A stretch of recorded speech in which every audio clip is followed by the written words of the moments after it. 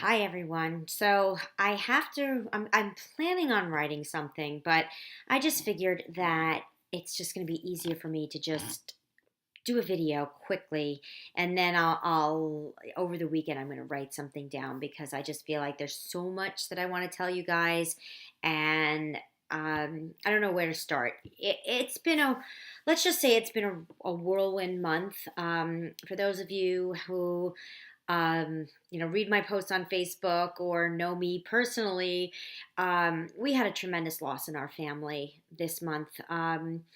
A very close relative, my cousin, tragically died suddenly from a heart attack, and it was really a sobering experience. I mean, the fact that it's affected so many of us, but more importantly, her husband, my cousin, and her 10-year-old daughter.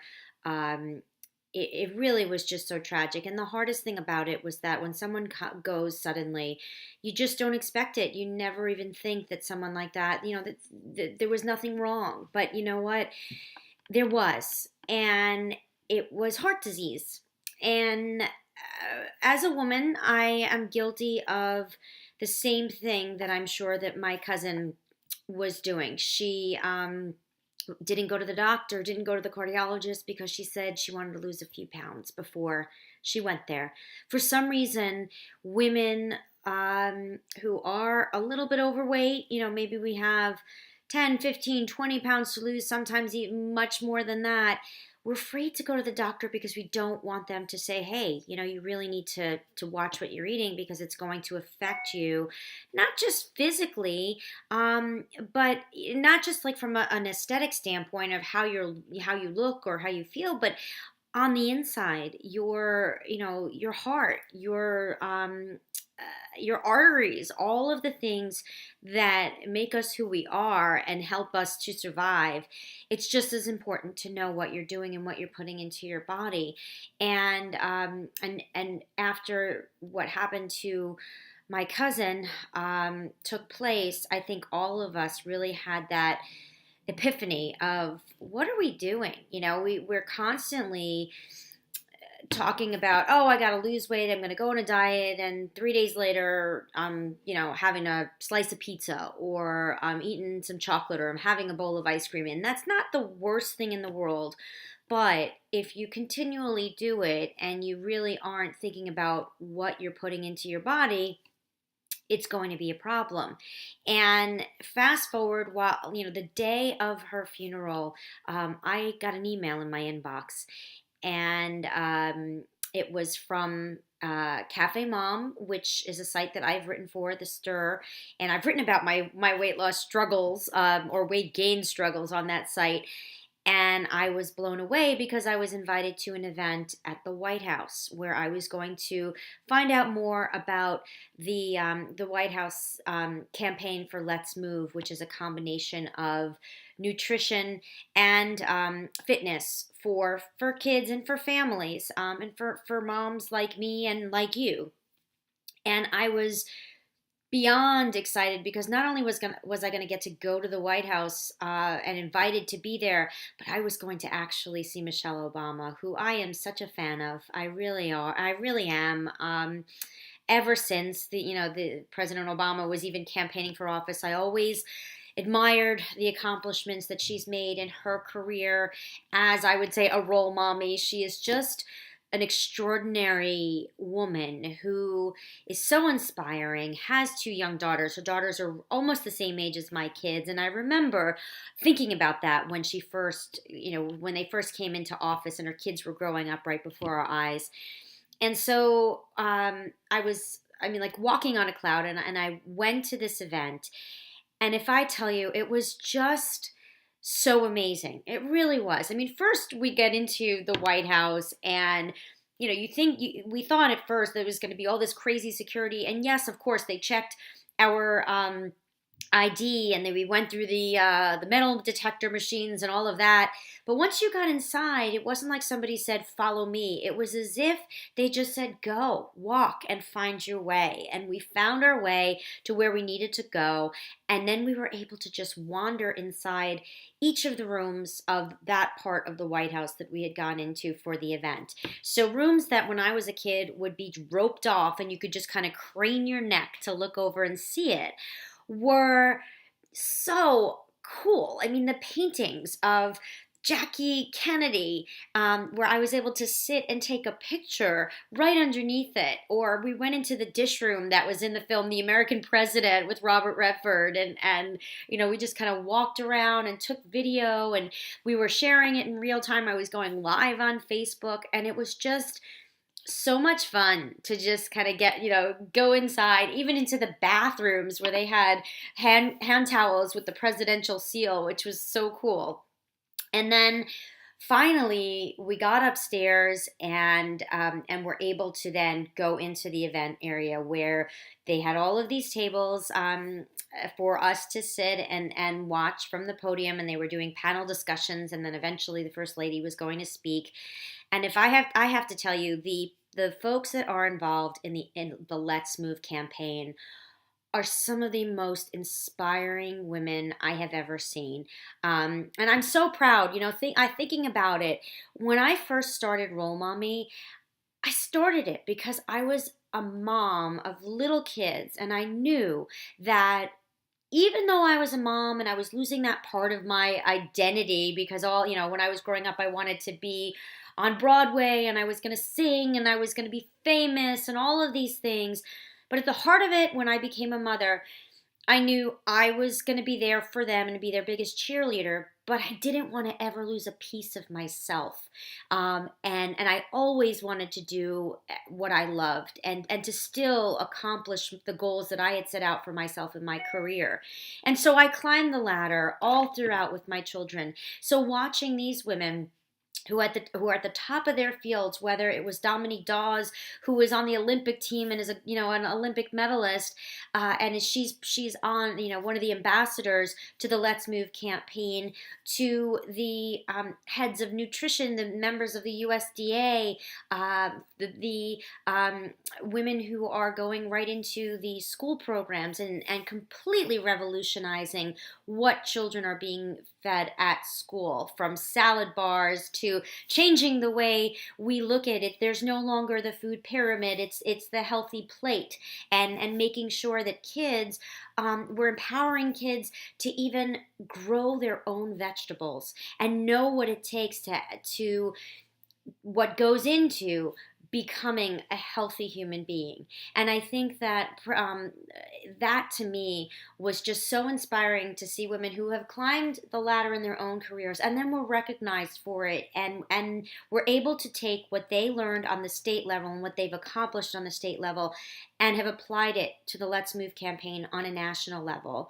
And from there, Dominique Dawes, who is, as I said, she was an Olympian, but now she's a mom, and she was absolutely adorable and so smart, and talked about the fact that even though from a weight standpoint she was healthy, or what was thin, she hadn't been exercising. And she said, a part of the component of being healthy is not only eating right, it's actually working out.